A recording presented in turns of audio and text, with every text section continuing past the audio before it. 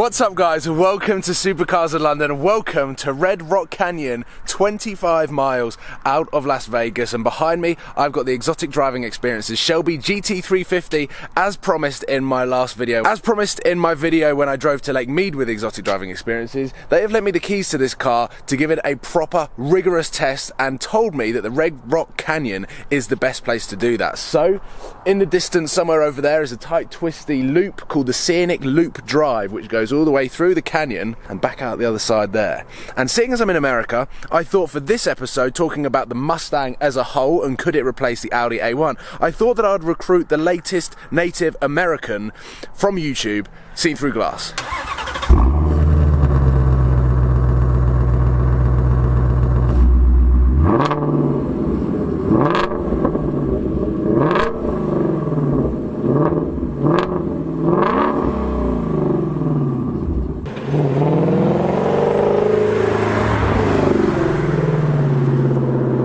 For the second time in this series, I've got a guest who is going to help me break this car down, not only as a Shelby GT350, but as a Mustang. Sam from Seen Through Glass, who is now a resident American. Howdy. And yeah, because this car is only available and exclusively to the American market, I thought, well, let's go for right, or sort of just about the top end of the Mustang. The Shelby GT350R is the proper top end. Hells yeah! Just needed America. I just needed one. Just one bit. Okay, yeah. Fine. Horses. Should we ride some? Mustang. Horses. It's a sign. It is a sign. On arrival at the Red Rock Canyon National Reserve area, it is a one-way road. So essentially, we can take the racing line. $7 for a private racetrack. I mean, not officially a private racetrack, but it is. A one-way toll road. Yeah. It's exactly the same as a Nürburgring. This is the American Nürburgring. Either of the booths. Good morning, how are you? Good.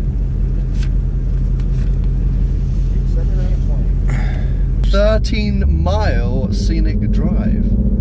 Radar and Force 35, but this car's got no front plate or back plate.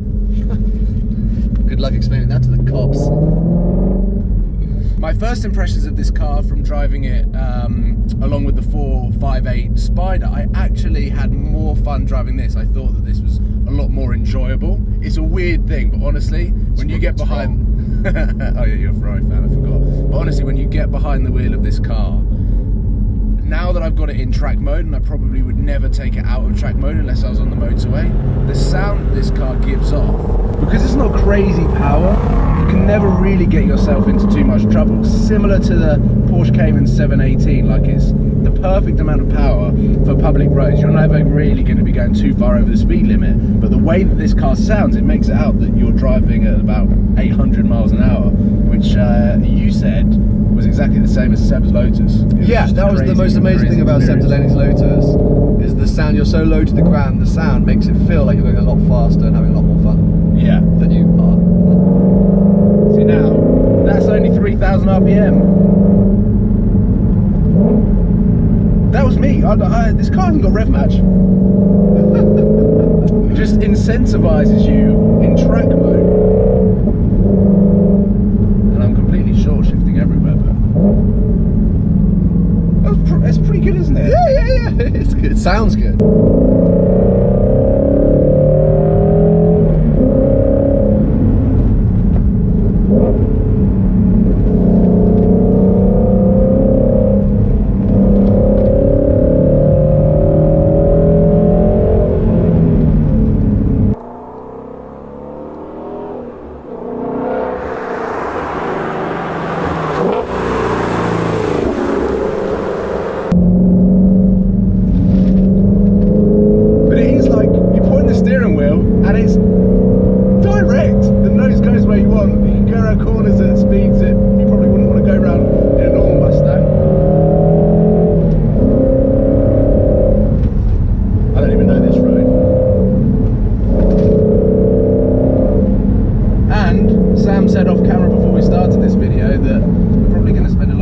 Sideways, and I said, no, this car's got tons of grip. It does, doesn't it? It does. It's actually surprisingly good. But Shelby like re-engineered the entire suspension setup, right? Yeah. So it's like a different animal. It's like an AMG version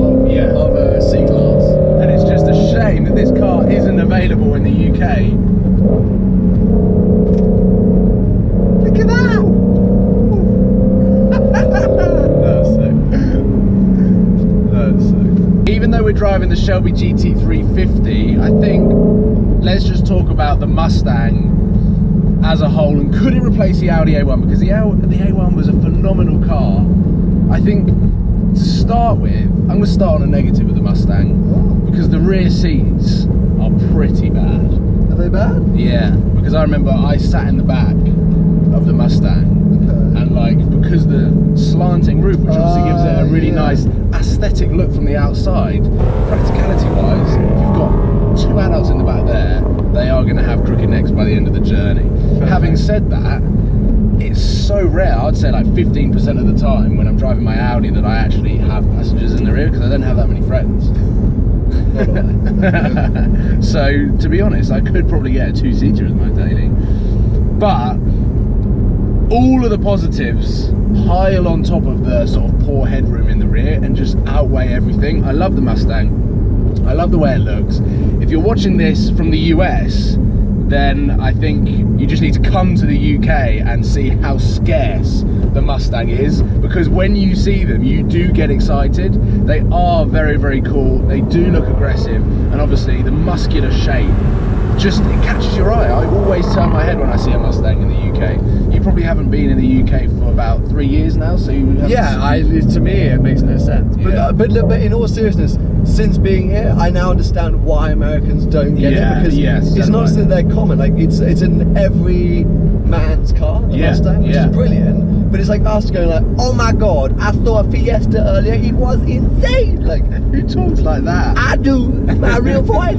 That's you putting on an English accent. Yeah, I don't know how to do it anymore. So for us, I think it's an iconic car that we haven't always had access to. Yeah. So you go, oh, Mustang. Yeah. But here they are literally one a dozen. Because it's the first time it's available in the UK for 50 years. That's kind of a big thing. Yeah, for sure. Right-hand drive. It's an epic car, and of course, for a V8, £35,000 for a brand new car, you cannot get better.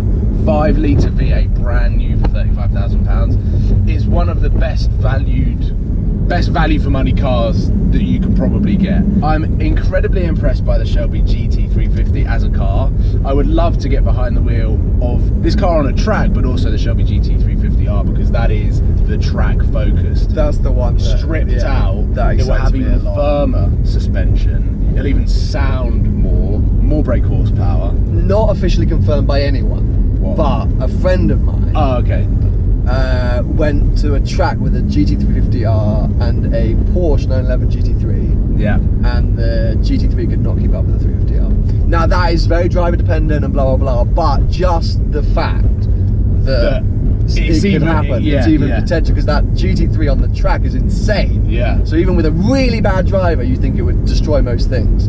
So when I heard that, I was like, holy crap, that thing must be good. Yeah. Because I'm in America, and because I'm with a newly American guy, I thought that it was the perfect opportunity to test a car that isn't available in the UK, but then obviously talk about the UK version. And I know Car Throttle did a video of all of the 10 differences between the US and the Euro Mustang, and there is a lot. We get a watered down version. Yeah, we do. But I would make that. I'd change that if I got a Mustang. I would make sure that it had all the squash in it possible. You could just literally rebuild it. Yeah, that's exactly what I would do.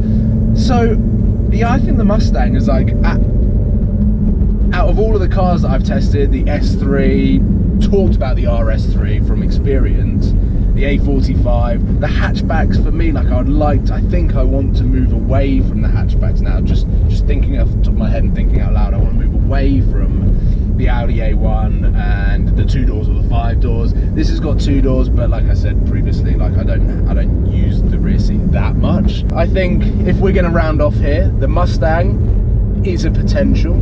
Comment below if you think that's a good idea or not. I like the idea of going for a sports coupe and something a little bit more spicier than an A1. And yeah, it's just a shame that the Shelby GT350 isn't available in the UK, because if it was, and it was available on right-hand drive, I'd be straight down to the Ford dealership. I would. I love this car. I think it'd just be, they would be as popular in the UK as they would be here, I think. Yeah, yeah. This is an unbelievable car. So as much as I would love to hang around here all day long And to be honest, take a bunch of cars here and it's an awesome road and awesome scenery. Drive here all day long. I do unfortunately have to give this car back, and we are headed back to Los Angeles today, which I am very excited about. Las Vegas has been fun. SEMA has been incredible. So, I mean, I've had tons of fun. Hopefully you've enjoyed this video and a quick insight into the Shelby GT350, and hopefully Sam here has enjoyed being a passenger on some more erratic driving on this single-way toll road. It's been a while since I've been in the car with you driving quickly. Is that your head? No. Can we back to LA? So, thank you for watching. Please give it a thumbs up if you've enjoyed this video. I love the Shelby GT350. And comment below whether you think a Mustang's a good idea, and whether you want to see a video on the BMW M3. Holding on now. And subscribe if you haven't already for a lot more content, both in America and back in the UK, which I'm not that excited about, to be honest. I love the weather here. I'll see you soon, guys. Cheers.